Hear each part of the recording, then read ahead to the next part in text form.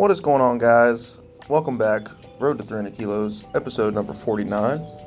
If you hear some birds chirping in the background, I'm recording this outside and the birds are going crazy. But it might be a nice little, some nice ambiance, some natural ambiance, I guess you could say. Anyway, I got some heavy singles for you guys today. So I'm working up to a heavy single in the snatch and I'm working up to a heavy single in the clean and jerk. We also got some heavy clean deadlifts after, and then some squats, and then I threw in a little bit of some like gymnastics, like parallel bars work at the end too. I'll just show you a little snippet of it at the end, but yeah. So I'll be up front with you guys. This session sucked. I don't know what was going on with me on this day. So I'm recording this the day after. So I don't know what was going on with me yesterday, man. I mean, I have a slight inkling. So like earlier in the week, I was doing a front squat and I actually wore a belt for the first time in a long time. And I don't know what happened, but I was doing like heavy doubles on front squat, and in one of the reps, my like diaphragm, like I guess my brace gave out. You know, you brace really hard, like you're gonna get almost like you're gonna get punched in the stomach. You kind of brace when you go to lift, right? So I was bracing, and I went to I hit the bottom of the front squat, and my brace, I don't know if I relied too much on the belt because I haven't been using a belt in a while, but my mid back on the side, deep inside, like in my diaphragm almost, took my breath away and it hurt really bad. And it's almost like I pulled a muscle like deep in my mid-side back. I don't know how to describe it, but I immediately had to bail out from the squat, and it kind of took my breath away for a second. It was really weird. And so my back was a little sore from that on this session, and I think I was thinking about it a lot. I mean, you can see there I'm missing like a fucking dumbass for it's kind of, I started to get a little upset. As upset as I get, I just kind of pace around. I don't really get super angry, but I was getting mad.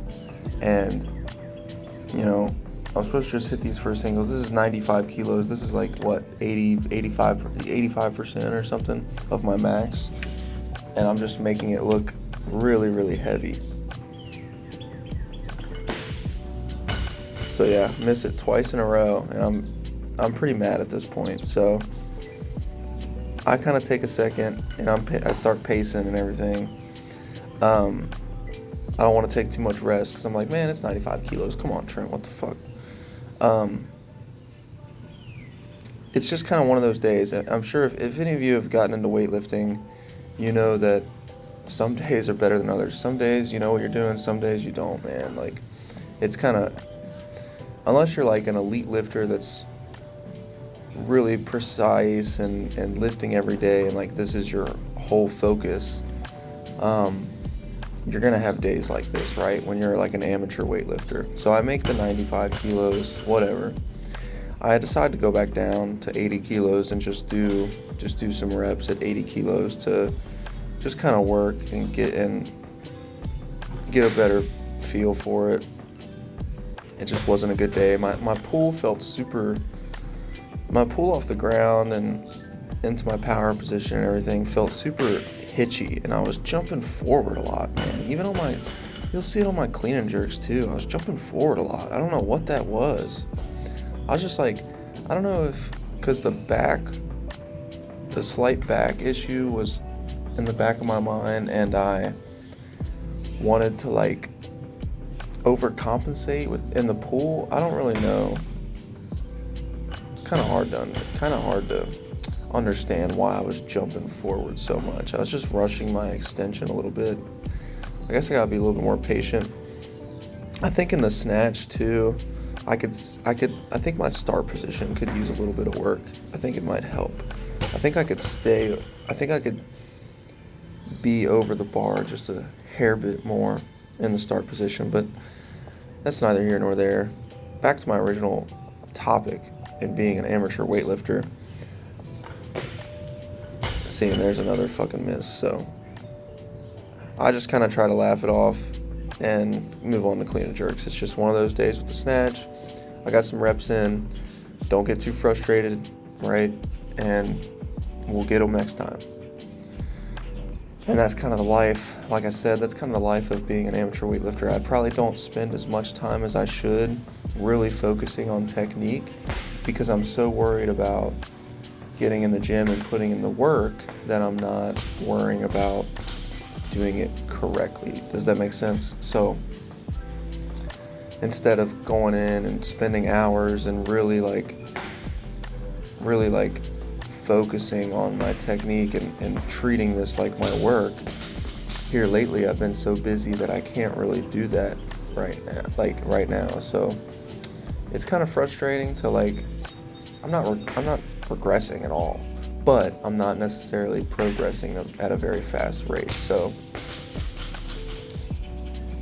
coming to terms with that sucks, but I also think here soon we're getting a house within a few weeks, and once I get my gym set up in there, I think I can spend a lot more time really focusing on weightlifting as much as I want to, because I'm home.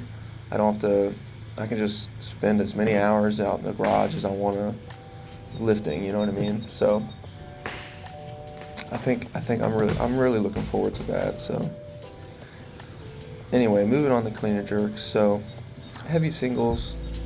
Again, I could probably have my shoulders a hair bit more over the bar at the start position. I think it might help stay over the bar a little bit longer. But on these clean and jerks, especially when I got heavy, I was jumping forward quite a bit as well too. So it's just a really weird day for me. See, I jumped forward there.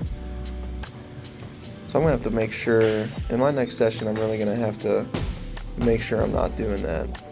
Because that's something you don't want to be doing. You don't want to be jumping forward, because that's just going to add a lot of inconsistencies.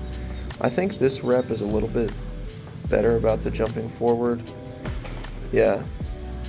This rep, this is 120. That was a lot better as far as not jumping forward. The dip and drive has felt pretty heavy in the jerk here lately. So here's 130. I'll get back to that in a second. Big jump forward here. I mean, look at that. Jesus Christ. I mean, the clean looks fine, right? Like, I'm pulling under good.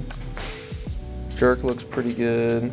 Like, it doesn't look like it's a super heavy weight, but yeah, I'm jumping forward, and it's kind of frustrating. So I'm really going to have to work on that in the next session and make sure I'm not doing that. I don't know if it's just kind of a fluke session. So we got clean deadlifts now. This is just 140.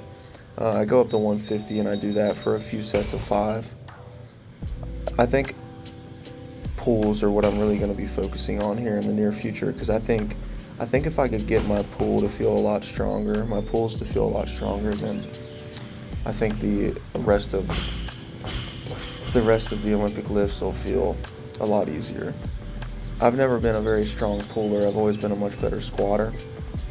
And I think I could probably take a little bit of focus that I have on my squat and quit being so worried about getting my squat up and getting my pull numbers up. Because, to be honest with you, I could probably squat more than I could pull. That might not be actually true, but it'll be around there. It'll be around the same. The big problem I have with pulls is I've had a back injury in the past, in my lower, around the sacrum and the lumbar, somewhere around there. I've had an injury from doing rack. Before I started doing weightlifting, I was doing fucking rack pulls. And I was doing real heavy, just ego lifting, being an idiot, and I hurt my back pretty bad one time. And ever since then, that injury has been pretty easy to make that injury flare up, because once you have that initial injury, it's easy to basically make that injury come back, I guess you could say. So that's always in the back of my mind when I'm doing heavy pulls, and it's definitely not a good feeling. However, I think I need to just just do a lot of reps and volume at like a weight right around here. It's when I start getting into the 180 and 190 and 200 numbers that when I'm doing pulls that like I start to get a little worried about my lower back. But I think if I can really focus on doing a lot of pulls at 150, 160, somewhere around there, and just get my body super used to doing a lot of pulls at that weight, I think I can train that lower back enough and train everything enough there to where I can start handling, you know, those bigger numbers around 200 and then hopefully beyond, right? So you guys might be seeing a lot of pulls, a lot of deadlifts, a lot of clean deadlifts or pulls here soon, because I think I should start focusing on that quite a bit more. And I think it might be good to give my right knee's been bothering me a little bit, so I think it might be good to give my knee a little bit of break from so much squat volume, because I'm so worried about getting my squat up for something, because my strength needs to go up, frankly.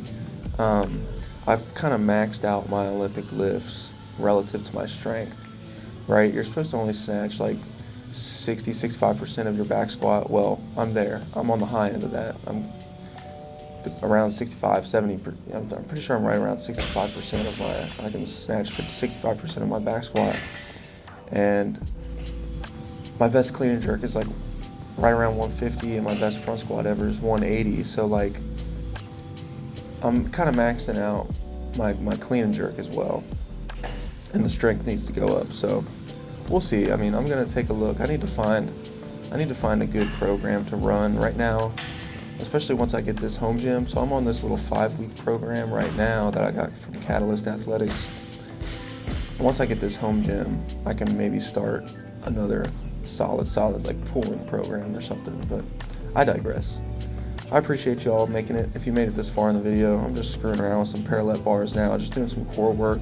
I did a few sets of this, so anyway, if you stuck around, I really appreciate it, and I will catch you guys in the next one, alright? Hope you enjoyed. See ya, and have a good day.